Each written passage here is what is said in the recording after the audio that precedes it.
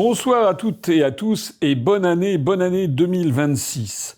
Mes vœux les plus ardents, les plus chers, les plus sincères s'adressent à vous et à votre famille, que vous soyez français de France métropolitaine ou de Corse, français de l'outre-mer, français vivant à l'étranger, ou aussi nous avons beaucoup d'auditeurs qui sont des étrangers vivant en France ou à l'étranger qui nous écoutent. Je souhaite à tous et à toutes les meilleurs vœux possibles pour cette nouvelle année. J'en profite pour faire un bilan de l'année 2025 qui vient de s'écouler et qui, comme tous les ans, évidemment, a comporté son lot d'événements tristes, d'événements joyeux, d'événements spectaculaires, dramatiques, dans tous les domaines. C'est le propre même de la vie que d'avoir ce genre d'événements qui sont souvent tout à fait inattendus et qui parfois modifient le cours de l'histoire. L'année 2025 restera marquée par quelques très grands événements au niveau international. Je pense à l'installation pour son deuxième mandat à la Maison-Blanche de Donald Trump le 20 janvier 2025. Qu'on le veuille ou pas, c'est un tournant tout à fait considérable dans l'histoire des États-Unis et dans l'histoire du monde que l'arrivée d'un président des États-Unis qui est à l'évidence en guerre quasiment ouverte avec une partie de ce que l'on appelle aux États-Unis l'establishment, que l'on pourrait aussi appeler l'État profond américain et qui comporte toute une série de grands fonds d'investissement, complexes militaro-industriels, lobbies divers et variés, qui se heurtent justement à la profondeur du peuple américain que veut représenter et que représente en effet en partie Donald Trump. C'est un des événements les plus marquants qui a eu des conséquences très concrètes. On a vu que Donald Trump a fait feu de tout bois pour essayer de mettre fin à des conflits. Il y est à peu près parvenu entre le Cambodge et la Thaïlande, même s'il y a eu un retour de flamme récent, mais qui est de nouveau retombé. Il y est à peu près parvenu lorsque Israël, cet été dernier, a commencé à bombarder l'Iran. Trump est intervenu très vite en faisant semblant de se mettre du côté d'Israël, mais en aboutissant à ce qu'il a appelé la guerre de 12 jours et en arrêtant tout. On a vu aussi que Donald Trump a calmé le jeu sur Taïwan vis-à-vis de la Chine. On l'a vu et on le voit encore sur ses efforts désespérés pour essayer d'aboutir à une paix en Ukraine et en Russie, où il a essayé de jouer les bons offices et l'affaire n'est toujours pas d'ailleurs conclue puisqu'il se heurte, et c'est aussi un des éléments les plus importants, il se heurte à l'opposition de plus en plus féroce, non pas de l'Union européenne dans sa totalité, mais d'une partie des membres de l'Union européenne, plus la structure bruxelloise, qui en fait sont tenus par l'État profond américain qui est en guerre avec Donald Trump. On voit donc l'Union européenne au bord de l'éclatement, comporte des États comme la Hongrie ou la Slovaquie, mais dans une moindre mesure l'Italie, qui ne souhaite pas du tout aggraver la situation vis-à-vis de la Russie, qui essaie de trouver des situations de compromis, qui veulent retendre la main à la Russie. Et puis à l'autre bout de l'échelle, eh bien, on voit le trio infernal que représente Emmanuel Macron pour la France, Merz pour le chancelier Merz pour l'Allemagne, et aussi le Premier ministre britannique Keir Starmer, qui, bien que le Royaume-Uni soit sorti de l'Union européenne par le Brexit, ben ça ne garantit pas la suite des événements, puisque Keir Starmer est un agent de l'État profond américain, et il a tout fait depuis qu'il est au 10 Downing Street, d'ailleurs, pour essayer de gommer les effets du Brexit et pour essayer de faire en sorte que le Royaume-Uni soit plus atlantiste que jamais. Puisque j'en suis à parler de l'Union européenne, écoutez, c'est une catastrophe dans tous les domaines, que ce soit en matière économique, en matière militaire, en matière industrielle, en matière agricole, en matière civilisationnelle, en matière voilà, dans tous les domaines, en fait, l'Union européenne apparaît pour ce qu'elle est, c'est-à-dire une catastrophe. Il y a certains pays qui tirent mieux leur jeu que d'autres. Ce sont évidemment les pays bénéficiaires nets des aides de l'Union européenne. Donc vous avez des pays à l'est de l'Europe qui reçoivent sous forme de perfusion continue les aides venues de l'Ouest. Je pense à la Pologne qui bénéficie de 15 milliards d'euros chaque année qui lui est donnée non pas par la Commission européenne, enfin formellement par la Commission européenne, mais à partir de fonds versés par l'Allemagne, la France et les Pays-Bas principalement, qui sont les contributeurs nets. Mais du côté de la partie occidentale de l'Europe, c'est vraiment un désastre, puisque par ailleurs, eh bien, tout ceci s'accompagne notamment depuis la destruction de Nord Stream par les Américains, depuis les sanctions prises contre la Russie. Ça s'accompagne par une dégradation très rapide de la situation économique et industrielle de ces pays, à commencer, c'est ça la nouveauté, par l'Allemagne. Au niveau planétaire, on retiendra également des choses que parfois on ne souligne pas suffisamment. Vous savez que si l'on veut prédire l'avenir, il faut regarder des choses qui ne font pas la une des journaux, mais des tendances longues, des tendances lourdes. Et parmi les tendances lourdes, je voudrais attirer votre attention sur l'envol de plus en plus spectaculaire de la Chine parmi les puissances du monde. La Chine est d'ores et déjà devenue la première puissance mondiale en parité de pouvoir d'achat quant à son produit intérieur brut.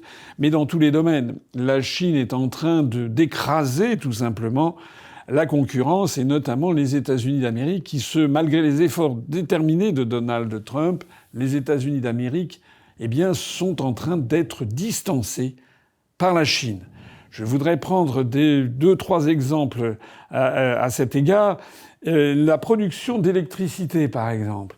La production d'électricité en 2025 se terminera en Chine. La Chine a une capacité de production de 3,75 térawatts. Ça ne vous dit pas forcément grand-chose, mais il faut savoir que ça représente à peu près 3 fois la capacité de production d'électricité des États-Unis d'Amérique, qui est de 1,3 térawatts. Alors c'est fondamental à comprendre parce que ça veut dire que les activités de demain, que ce soit l'intelligence artificielle, que ce soit le minage de crypto-monnaies, que ce soit la robotisation généralisée de l'industrie, que ce soit les progrès phénoménaux dans tout le domaine des sciences, avec notamment l'IA, tout ceci exige de plus en plus de consommation d'électricité. Les Chinois, avec leur système d'une économie gérée de façon centralisée, de façon intelligente par un État stratège qui pense à 20 ou 30 ans, est en train de montrer, je suis désolé de le dire pour ceux qui sont les ultralibéraux, qui pensent qu'il faut tout détruire de l'État, la Chine est en train de montrer qu'elle est en train de gagner la partie du XXIe siècle avec un État stratège. Alors bien entendu, certains diront oui, mais la population chinoise est 5 fois supérieure à la population américaine, et donc le fait qu'il y ait que la Chine produise 3 fois plus d'électricité fait que par tête d'habitant, c'est moins. C'est exact. Mais ce qui compte, ce n'est pas tant par habitant que la progression est exponentielle en Chine en l'espace d'une dizaine d'années. Elle a pulvérisé la concurrence. Mais ce qui compte aussi, c'est la production de façon absolue. Et c'est justement ce qui nourrit toutes ces industries de l'avenir, que ce soit les productions de piles pour les voitures électriques, que ce soit l'intelligence artificielle, les crypto-monnaies, comme je viens de le dire. Je signale au passage que l'augmentation colossale de la production d'électricité en Chine provient du recours à toutes les sources d'énergie. D'abord du charbon et de la lignite extrêmement polluants, pendant que les pays de l'Union européenne sont en train de saboter leur industrie au motif que nous ne devrions plus produire de CO2, ce qui est délirant puisque la zone de l'Union européenne et la France en particulier sont parmi les pays développés ceux qui produisent le moins de CO2. C'est l'épaisseur d'un papier à cigarette, en fait, ce que l'on produit par rapport à la Chine. La Chine ou l'Inde consomment de plus en plus et produisent de plus en plus de CO2. Mais c'est pas tout. Puisque la Chine, par ailleurs, a développé à toute allure tout un réseau de centrales nucléaires qu'elle continue de développer de façon extrêmement rapide. Également, toute une série de ressources énergétiques dites renouvelables, que ce soit les cellules photovoltaïques, les éoliennes, etc. Donc la Chine, dans tous les domaines, progresse. Elle va même jusqu'au point d'être la puissance en pointe sur la recherche pour la fusion nucléaire. Je prendrai un deuxième exemple de l'envol de la Chine et également de la disparition de l'Union européenne. par exemple sur le monde financier. On nous a expliqué, lorsqu'il était question de la mondialisation, que les pays occidentaux allaient effectivement laisser les industries avec peu de valeur ajoutée aux pays en voie de développement et se concentrer sur les activités intellectuelles, comme notamment tout ce qui est la finance. Eh bien là aussi, il faut déchanter. Je voudrais attirer votre attention sur cette statistique qui est vraiment effrayante. En 1990, les 10 premières banques mondiales, en termes de valorisation, c'était 7 banques japonaises et 3 banques françaises. À l'époque, le Crédit Agricole, la BNP et le Crédit Lyonnais. Ça, c'était en 1990. En 2009, soit 19 ans après seulement, le panorama avait déjà été complètement bouleversé. Sur les 10 premières banques mondiales, eh bien, il n'y avait plus qu'une seule banque japonaise, et non plus les 7 de 1990.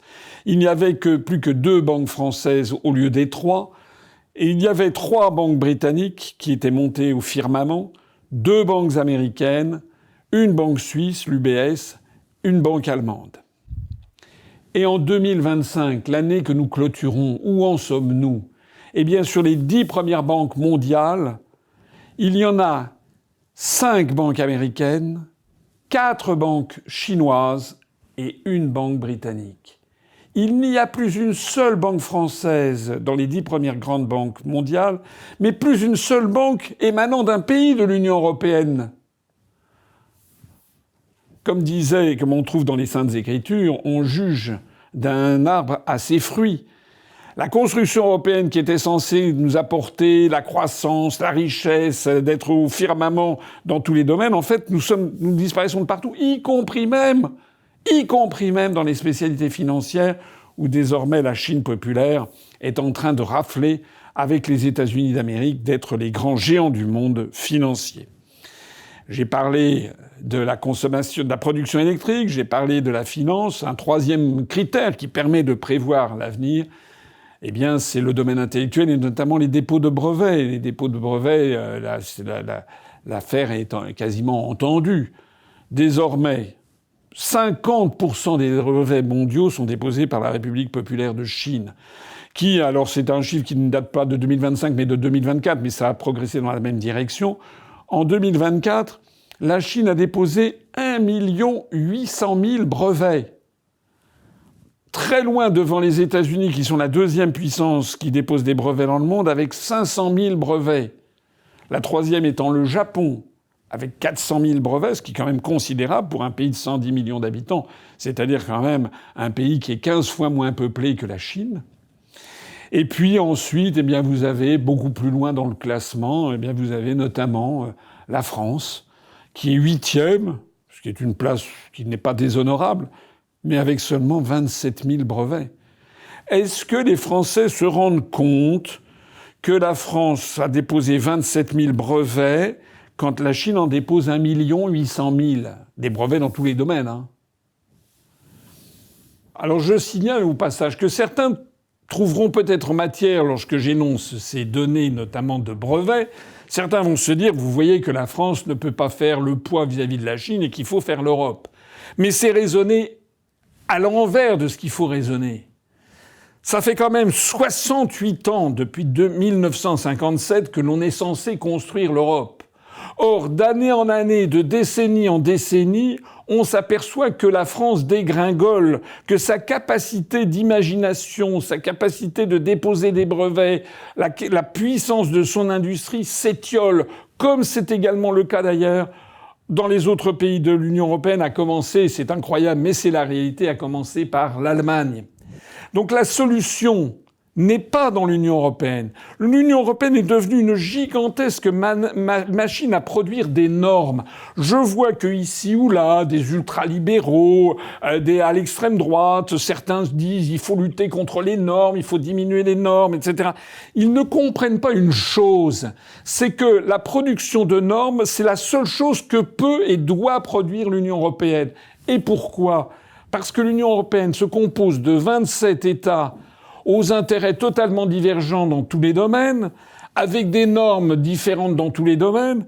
Et donc, pour faire vivre le marché unique européen, les bureaucrates de Bruxelles passent leur vie, en définitive, à pondre de nouvelles normes acceptables par les 27 États membres de l'Union.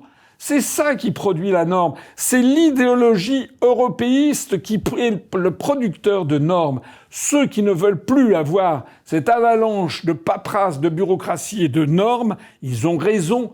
Mais ils ne pointent pas le véritable responsable. Ils en rendent responsables les énarques ou telle catégorie de la population française, alors que le responsable numéro 1 vient du fait que nous appartenons à une dystopie, une utopie, un monde idéologique qui veut, contre vents et marées, contre rime et raison, nous forcer à avoir les mêmes normes que l'Estonie, Chypre, l'Irlande ou bien la Slovaquie ou le Portugal. La solution aux problèmes que j'énonce, notamment sur les brevets ou sur la désindustrialisation, ne vient donc pas de renforcer encore et encore la construction européenne, puisque plus l'on prétend renforcer l'Europe, plus les pays disparaissent de la surface des pays développés. En réalité, la situation, elle est ailleurs. Elle est celle que nous avaient montrée d'ailleurs les générations antérieures, à commencer d'ailleurs par De Gaulle, dont je rappelle qu'il fut le premier à reconnaître la République populaire de Chine. Dans les années 90 du XXe siècle, j'étais aux affaires et j'ai participé au développement de la coopération nucléaire franco-chinoise. Le bon sens, l'intérêt supérieur de la nation, c'est pas que la France s'attaque à la Russie ou s'attaque à la Chine, c'est au contraire qu'elle développe et noue des relations de partenariat avec ces pays.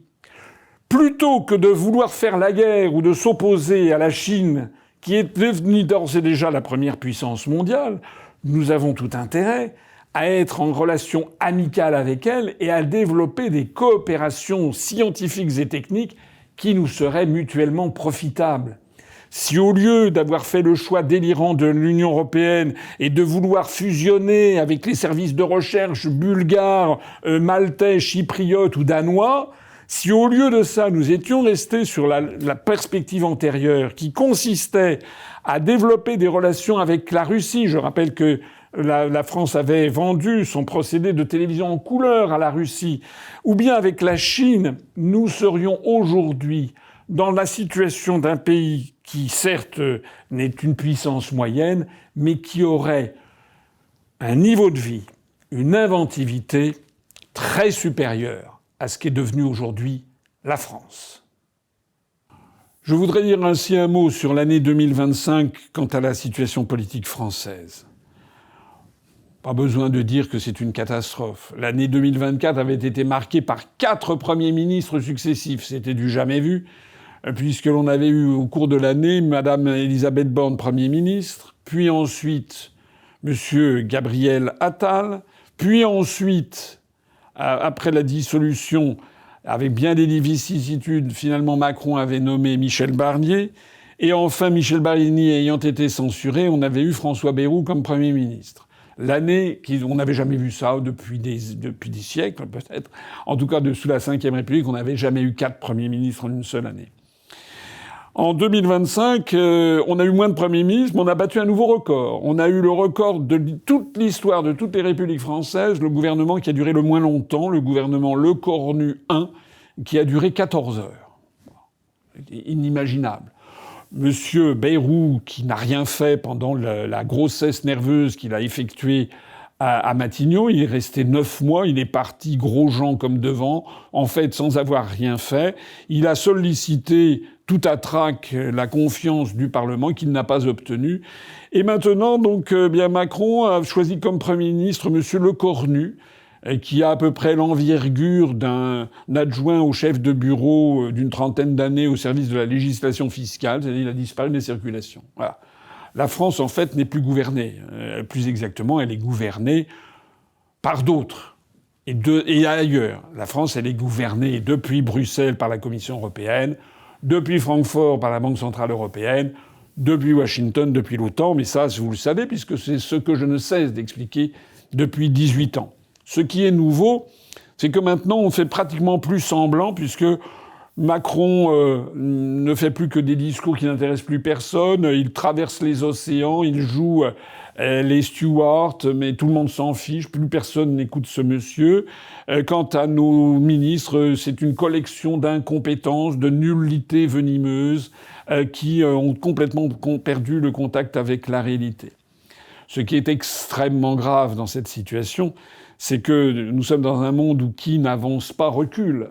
Or, la France, elle recule dans tous les domaines. Je viens de citer des chiffres terribles sur les dépôts de brevets. Mais la France, on peut dire que la catastrophe est consommée quand on sait que, par exemple, au cours de l'année 2025, notre dette publique a encore augmenté de près de 280 milliards d'euros. La dette française publique est devenue, en fait, hors contrôle. Tout ceci ne peut que se terminer extrêmement mal. Et je voudrais ici attirer l'attention de tous ceux qui me disent, vous vous rendez compte ce qui se passerait si nous sortions de l'euro? Et je leur retourne je leur retourne le compliment. Est-ce que vous vous rendez compte si nous restons dans la construction européenne et dans l'euro? C'est d'ailleurs ce qui m'amène à faire des vœux pour l'année 2026. Pour l'année 2026, d'abord, je souhaite à tous, tous ceux qui m'écoutaient, le bonheur, la santé. Ce sont des choses évidemment primordiales. Mais je souhaite aussi à tous ceux qui s'intéressent à la France, soit parce que c'est leur patrie, leur pays de naissance, celle dont sont originaires leurs familles, soit parce que c'est leur patrie d'adoption, qu'ils s'intéressent et qu'ils aiment notre pays, je voudrais leur dire de ne pas perdre espoir, que la France subit actuellement une éclipse dans son histoire nationale. On a l'impression que la dégringolade est sans fin. Elle va malheureusement, probablement continuer en 2026.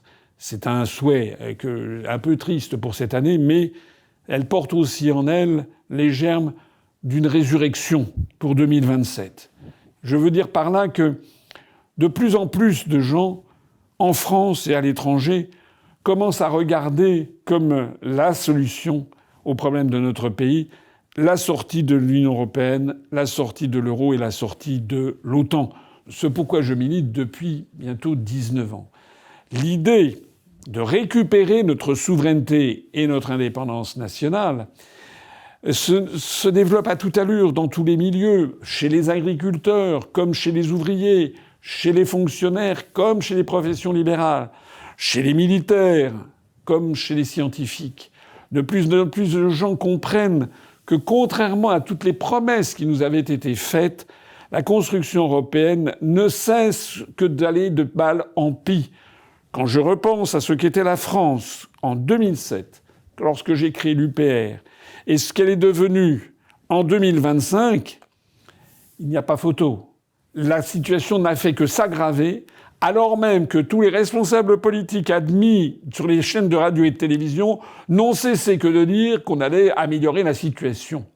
En fait, nul ne peut améliorer la situation d'une construction idéologique complètement coupée des réalités et qui est en train de s'enfermer, et c'est l'un des pires constats que l'on peut faire sur l'année 2025, dans une course vers la dictature, la censure des réseaux sociaux, le mensonge permanent, doublé par des procédures extrajudiciaires, comme on l'a vu récemment à l'encontre de Jacques Beau ou de Xavier Moreau, et qui ont été victimes de ce que l'on appelait jadis, sous Louis XIV, sous Louis XV, des lettres de cachet, c'est-à-dire qu'ils ont été interdits d'entrer dans l'Union européenne, sans autre forme de procès, avec leur patrimoine étant gelé. Et tout ça pourquoi ? Tout ça pas simplement parce pour un pur délit d'opinion, même pire d'ailleurs. C'est pour avoir dit des choses qui se sont ensuite révélées plus exactes que les vaticinations de tous les généraux de plateau et des pseudo-experts qui défilaient sur les médias français. L'année 2025 pour notre mouvement a été une année favorable, évidemment, puisque, comme je viens de le dire, de plus en plus de gens commencent à s'intéresser, pour de bon, à la sortie de l'Union européenne, à cette libération nationale pour récupérer notre souveraineté, notre indépendance nationale. Cette idée qui, quand j'ai créé l'UPR en 2007, paraissait complètement farfelue. En 2017, lorsque j'étais candidat à l'élection présidentielle, paraissait une idée exagérée, complotiste, conspirationniste, d'extrême droite, etc. En 2025, elle est en train de devenir tendance, comme on dit. Et je pense qu'en 2027, elle peut très bien renverser la table lors des élections présidentielles qui se tiendront. Non pas cette année qui s'ouvre, mais l'année prochaine, c'est-à-dire maintenant dans à peu près 14 mois. Alors, notre mouvement, la situation de la France étant catastrophique, hélas, eh bien notre mouvement, heureusement, en profite.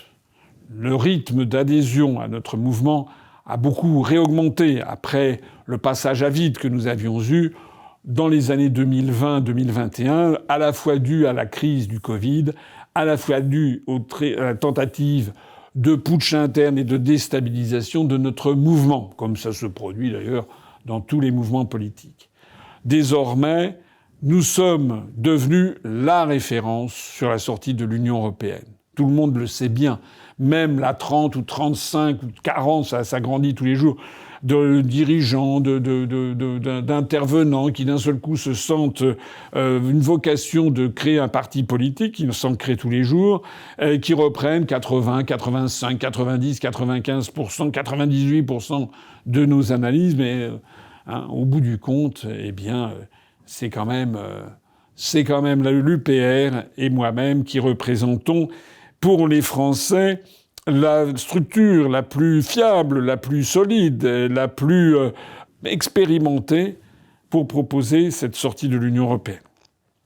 Le nombre de nos adhérents et de nos donateurs, si tout au long de l'histoire de l'UPR, il y a plus de 110 000, 115 000, je crois, personnes qui nous ont donné de l'argent au cours des 18 ans écoulés. Et actuellement, eh bien, nous avons à peu près, en nombre d'adhérents à jour et statutaires et de donateurs, on ne doit pas être très loin des 28 000 personnes. L'UPR compte des adhérents dans 108 pays du monde. Nous avons nos doyens. Le doyen de nos adhérents a 103 ans. Il s'appelle Hubert. La doyenne de nos adhérents a 100 ans. Elle s'appelle Janine. Je les salue. Et puis, les benjamins de nos adhérents et de nos adhérentes, le plus jeune de nos adhérents s'appelle Sacha. Il a 16 ans. Et la plus jeune s'appelle Emma. Elle a également 16 ans. Je rappelle que l'on peut adhérer à l'UPR à partir de 16 ans avec autorisation parentale jusqu'à 18 ans. Et c'est l'adhésion étant limitée à 10 € dans ce cas. Notre mouvement a fait des manifestations qui ont été remplies de succès. Nous avons fait une manifestation pour la paix, place de la République, le 27 mars dernier, où nous avions pratiquement 500 personnes qui étaient venues alors qu'on avait programmé très peu de jours auparavant, et où nous avions eu le concours de personnalités extérieures comme Alexis Poulain, Dimitri de Cocheco, François Martin, Bernard Monod, Yves Pozzoli-Borgo qui nous avaient rejoints.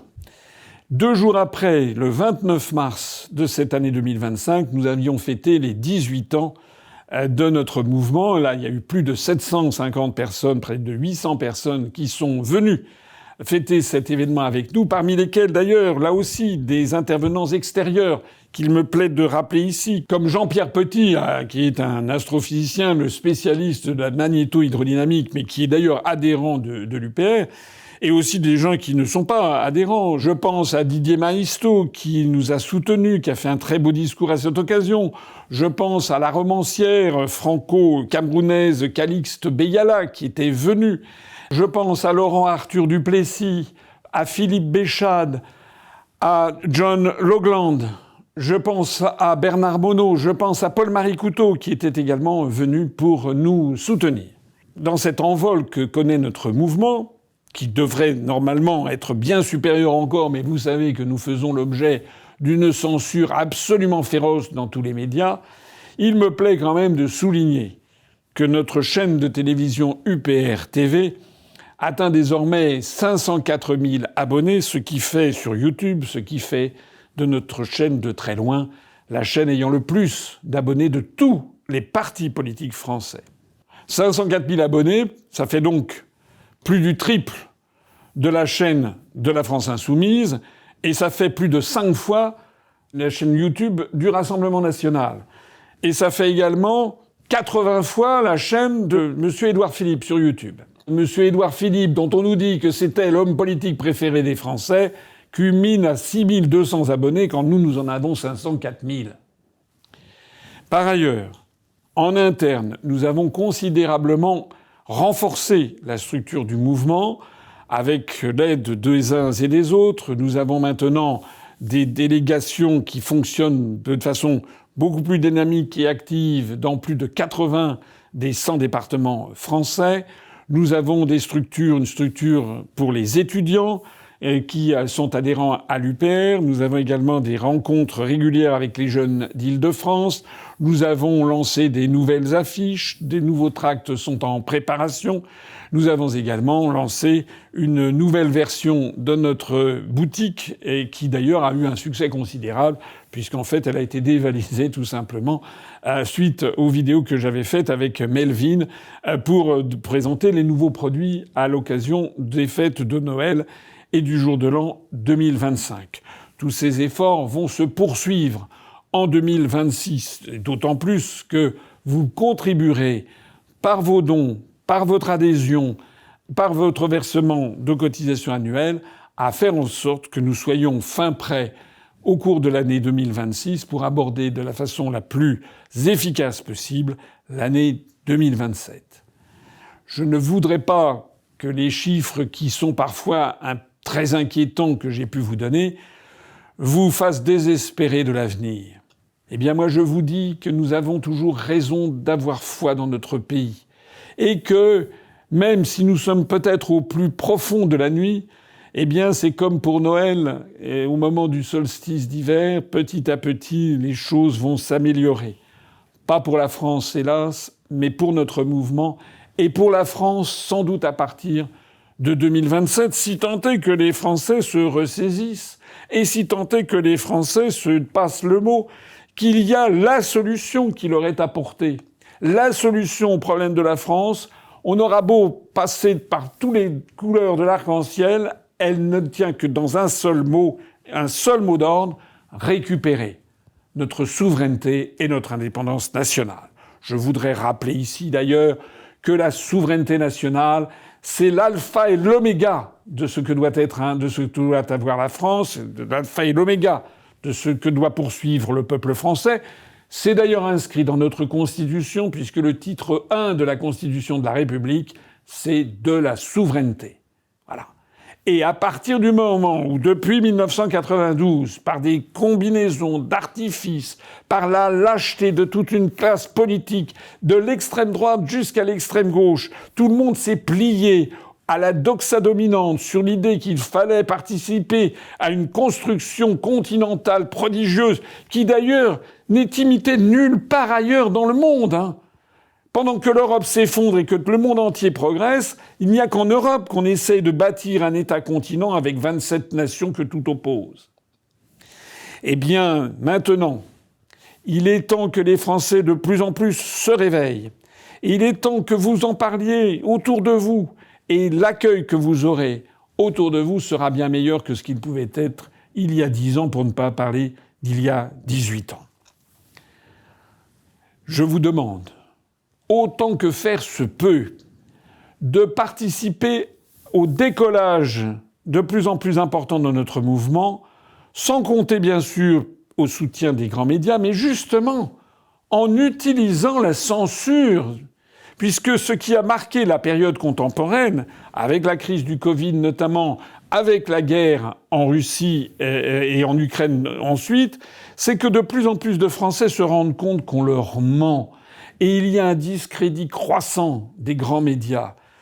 Le fait que je sois censuré sur tous les grands médias, qu'ils soient publics comme privés, eh bien prouve que ce que nous disons, c'est la solution. Parce que si ce que je disais, c'était des sottises, si l'on pouvait facilement me ridiculiser, je serais invité constamment. En fait, on me censure parce qu'on ne sait pas quoi me répondre. C'est ça que vous devez développer autour de vous. Vous devriez, si possible, chacun d'entre vous, vous fixer l'objectif pour cette année 2026 d'essayer de faire adhérer à notre mouvement une nouvelle personne de votre entourage par trimestre. 4 dans l'année. Ça n'est quand même pas la mer à boire. Parlez-en à vos collègues de travail, à votre famille, à vos cousins, cousines, neveux, nièces, parents, ascendants, descendants, voisins. Il y a de plus en plus une parole nouvelle qui est en train de se libérer et de plus de gens qui nous rejoignent. Et puis pour 2026, je souhaite bien sûr que la paix puisse s'installer d'abord et avant tout sur le continent européen. Je souhaite que tout soit fait pour essayer de neutraliser la pulsion guerrière belliciste complètement folle de Macron, de Starmer et de Merz. Je souhaite que l'opposition se ressaisisse, essaye d'empêcher Macron de nuire. Je souhaite que Trump et Poutine parviennent à des efforts communs pour arriver à une paix qui tienne compte des intérêts légitimes de la Russie, puisque, je le rappelle une nouvelle fois, contrairement à ce que l'on nous explique depuis des années, ça n'est pas la Russie qui a commencé cette guerre, c'est l'OTAN à partir de Maïdan en 2014 pour essayer de mettre les armées de l'OTAN contre la frontière russe pour ensuite entamer la destruction de la Russie. Bien entendu, on peut comprendre que l'Ukraine ait besoin de stabilité et de protection vis-à-vis de la Russie, je ne dis pas le contraire, c'est justement toute l'architecture qui est en train d'être développée en ce moment et à laquelle réfléchissent à la fois les équipes de Trump et celles de Poutine. Là-dedans, les équipes corrompues jusqu'à l'os de Zelensky, soutenues par la folie guerrière des Macron, Merz et Starmer, ne pèsent plus rien. Il faut souhaiter que 2026 soit l'année où une solution sera trouvée pour arriver enfin à la paix. Cette paix ne pourra d'ailleurs se produire qu'en tenant compte de la réalité du terrain. La réalité du terrain, c'est que la Russie occupe 20% du territoire ukrainien et qu'elle ne les rendra pas. Je souhaite aussi que la paix, mais aussi le bon sens et la sagesse et l'humanité tout simplement prévalent au Moyen-Orient, que l'on parvienne à un accord entre Israël et la Palestine. Je me réjouis qu'en 2025, la France ait reconnu l'État palestinien. C'est peut-être la seule action finalement qui pourra être portée au crédit d'Emmanuel Macron au cours des 8 ans de mandat qu'il a déjà effectué. Il faut que le carnage cesse à Gaza. Il faut que le gouvernement israélien, si possible, revienne à des propositions et des perspectives moins délirantes que celles de l'extrême droite israélienne, représentée par messieurs Smotrich et Ben Gvir, qui veulent en fait avoir un État géant qui représenterait Israël. Non, comme je l'ai dit et comme je le redis, tous les juifs ne sont pas du tout d'accord avec la politique extrémiste du gouvernement d'extrême droite israélien. Je souhaite aussi que la paix prévale dans le détroit de Taïwan, que la paix prévale en Afrique de l'Est, notamment dans l'Est du Congo, un conflit très oublié. Je souhaite aussi qu'un accent soit porté à la protection des chrétiens à travers le monde, en particulier des chrétiens au Moyen-Orient, y compris d'ailleurs des chrétiens en Israël, mais aussi la protection des chrétiens, notamment au Nigeria ou dans le Sahel, où ils sont parfois victimes de véritables pogroms anti-chrétiens, sur lesquels pèse un silence complice. Alors que se termine cette année 2025 et que nous entrons dans une nouvelle année, je voudrais avoir une pensée pour toutes celles et tous ceux qui sont disparus, et aussi pour toutes celles et tous ceux qui m'écoutent en ce moment et qui sont dans la peine, dans la tristesse, parfois même dans le désespoir, et qui sont isolés ou malades. Voilà, je voudrais leur dire, encore une fois, un message de formidable espoir. Et toute l'histoire de France me donne raison. Nous avons actuellement une éclipse de notre pays. Cette éclipse va finir par s'arrêter. D'une façon ou d'une autre, ou bien les Français laissent définitivement tomber la France, ce que je ne crois pas. D'une façon ou d'une autre, la France, après avoir touché le fond, va redémarrer. Ceci dépend de vous et de vous seul. Il faut que l'année 2026 soit le début de la résurrection du pays qui ne pourra s'incarner qu'à travers une volonté politique inébranlable de rendre à la France et aux Français leur souveraineté et leur indépendance nationale. Avec tous mes vœux de bonheur, de santé et de réussite pour 2026, je terminerai cette allocution par un cri du cœur : vive la France! Merci de soutenir l'UPR pour continuer le travail d'émancipation entrepris depuis 18 ans par François Asselineau. Vos dons sont essentiels, votre mobilisation aussi.